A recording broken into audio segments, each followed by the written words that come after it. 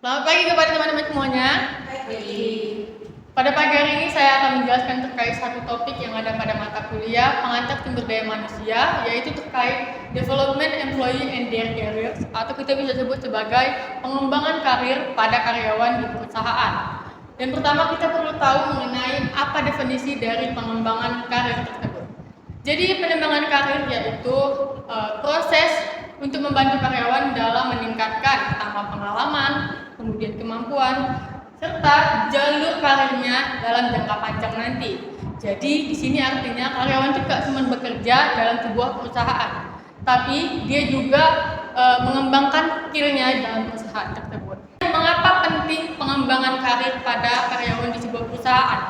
Ada 4 poin di sini. Yang pertama itu untuk meningkatkan skill karyawan. Jadi melalui pelatihan, pembelajaran yang diberikan oleh perusahaan, jadinya karyawan tersebut memiliki skill yang lebih bagus untuk menjalankan pekerjaannya. Kemudian poin kedua yaitu untuk menjaga karyawan tetap loyal kepada perusahaan. Jadi ketika perusahaan sudah memberikan program ataupun fasilitas dalam pengembangan skill seorang karyawan, jadi karyawan akan tetap bertahan kepada perusahaan tersebut. Kemudian yang ketiga ada membantu perusahaan memiliki sumber daya manusia yang berkualitas. Kemudian yang keempat itu ada menyesuaikan kebutuhan masa depan perusahaan.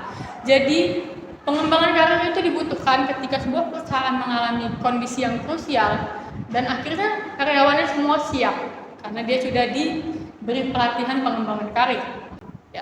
Selanjutnya di sini ada bagaimana aja cara sebuah perusahaan supaya melakukan pengembangan karir. Umumnya ada 4 program. Yang pertama ada program training and learning. Di sini karyawan diajarkan skill baru atau dia diberi pendidikan tambahan terkait skill yang sempat dia jalani. Kemudian yang kedua ada program mentoring and coaching. Dan program ini ada atasan ataupun senior yang sudah ahli untuk membimbing karyawan tersebut.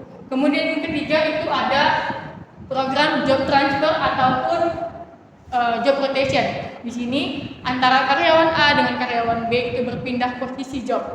Misalkan karyawan B posisinya ini, karyawan A posisinya ini, nanti dia akan mempelajari hal baru masing-masing. Kemudian ada tantangan dari pengembangan karir seorang karyawan di perusahaan. Pertama itu burnout, kemudian yang kedua itu ada work-life balance yang sudah nggak balance lagi karena terlalu banyak bekerja.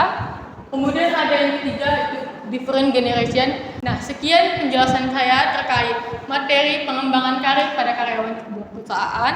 Saya harap teman-teman sini dapat memahaminya dan mengaplikasikannya pada pekerjaan kita nanti. Terima kasih, selamat pagi.